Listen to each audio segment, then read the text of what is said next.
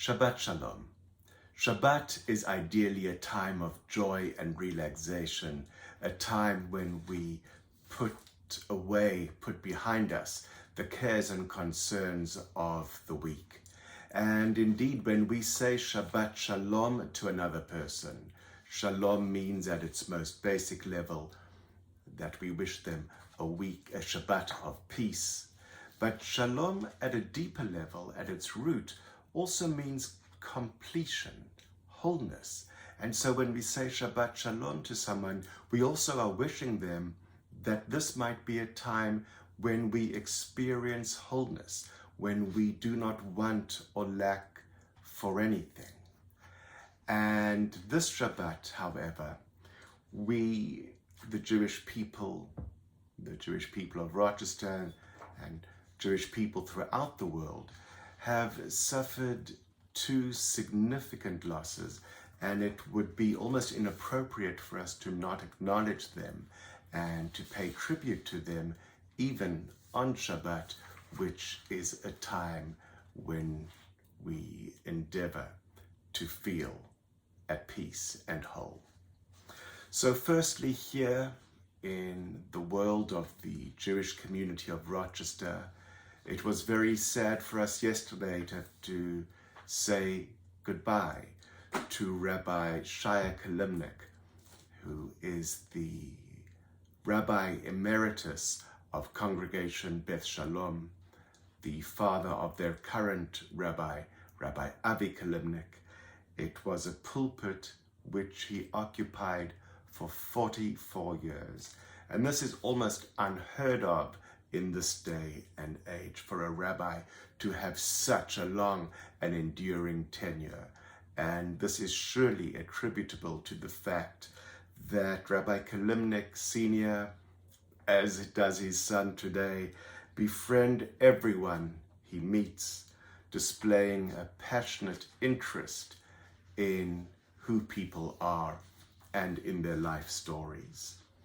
Rabbi Kalimnik showed love towards all Jews, regardless of their denomination, regardless of their beliefs.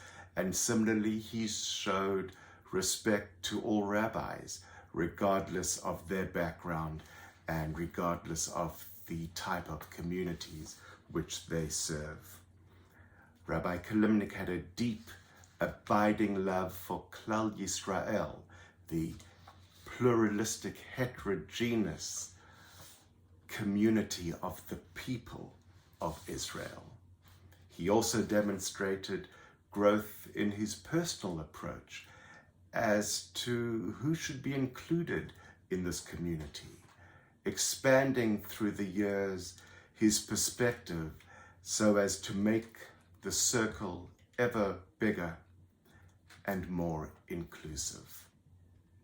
For decades, he provided the most unique love and leadership and friendship to Rochester's Jewish community, and we shall miss him terribly.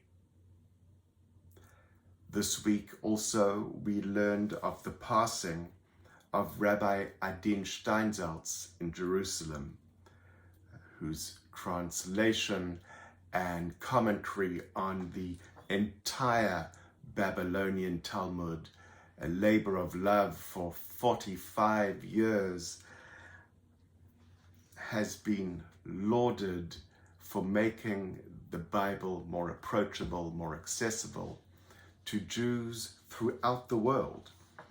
These commentaries and translations of his have frequently been brought into our own Torah study classes by Howard Brill and have greatly enriched our discussion and understanding of Torah here at Temple Beth David.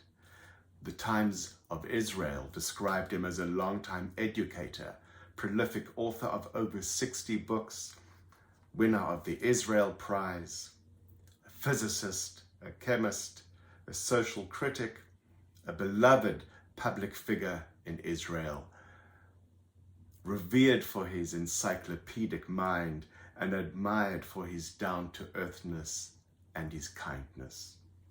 However, according to the Times of Israel, Steinsaltz's crowning achievement was indisputably this 45-year project of his, which democratized the Talmud, this corpus of rabbinic Jewish law. And Time magazine in 2001 declared him a once-in-a-millennium scholar.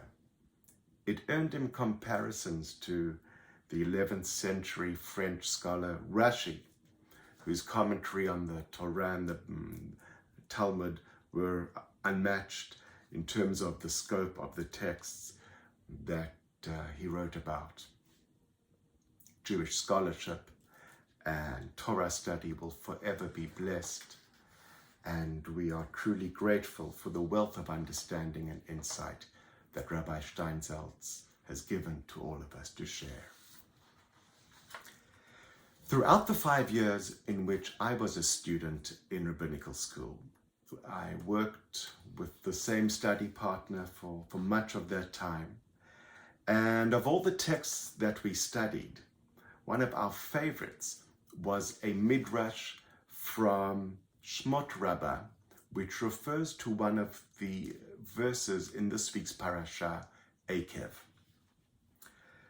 The midrash gives us greater insight into the meaning of Deuteronomy 11:17, which reads in part, "God will shut up the skies so that there will be no rain."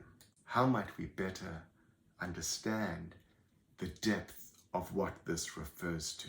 This notion of God closing the skies so that there might be no rain. Shmot Rabbah 25:3 teaches us and reminds us of words from the book of Psalms which we recite every day in the Ashrei prayer. Poteach et yadecha umazbia lechol chai ratzon.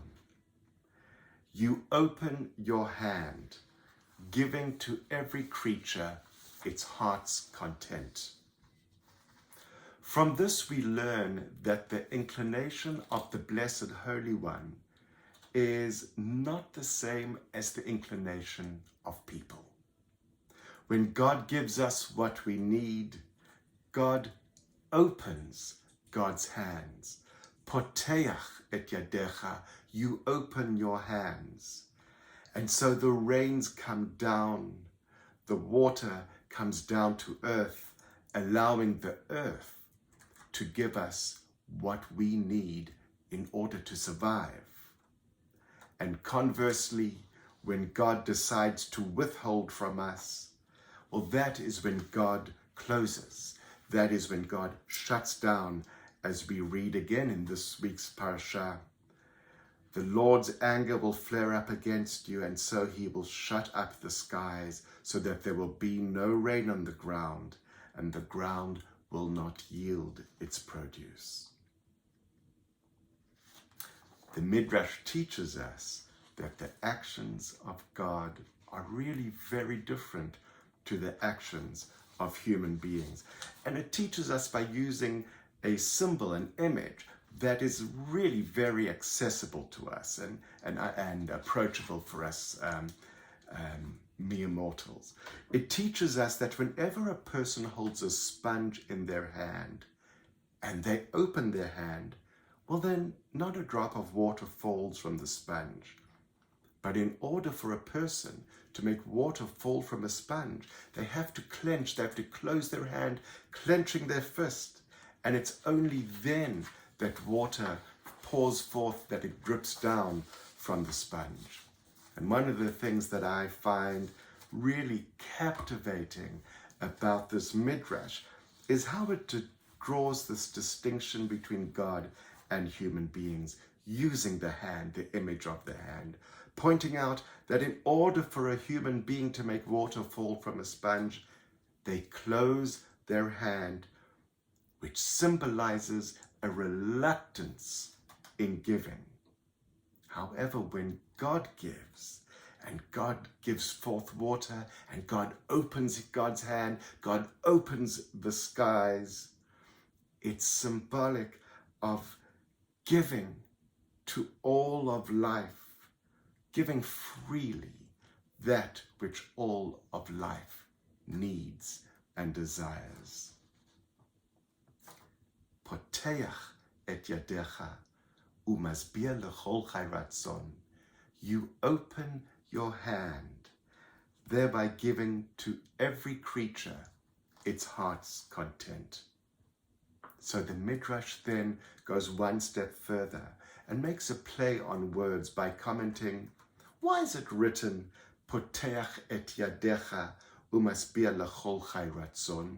You open your hand, giving to every creature its heart's content.